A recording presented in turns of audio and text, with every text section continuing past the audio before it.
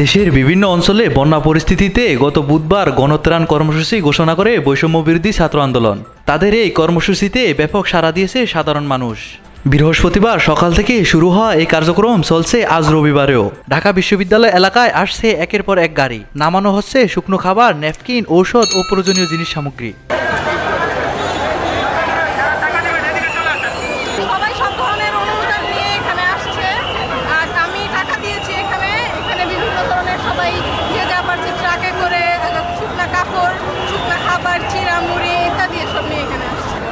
Mainly এই মুহূর্তে স্যালাইনটা খুব বেশি ইম্পর্টেন্ট। স্যালাইন, বিশুদ্ধ পানি, এই দুটো মনে হচ্ছে সব থেকে বেশি ইম্পর্টেন্ট।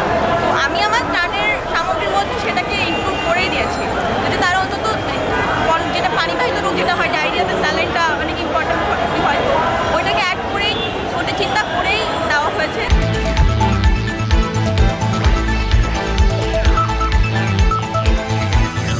পাশাপাশি নগদ অর্থ দিয়েও সাহায্য করেছেন অনেকে। নগদ অর্থ সংগ্রহ করার জন্য ঢাকা বিশ্ববিদ্যালয় টিএসসি মোড়ে বুথ বসানো হয়েছে। যারা টাকা দিবেন এদিকে চলে আসেন, যারা টাকা দিবেন এদিকে চলে আসেন। আমরা অনেক কোরআন কাপড় দিয়েছি, আর কিছু পানি দিয়েছি, সাবান দিয়েছি, আর অনেক কিছু দিয়েছি।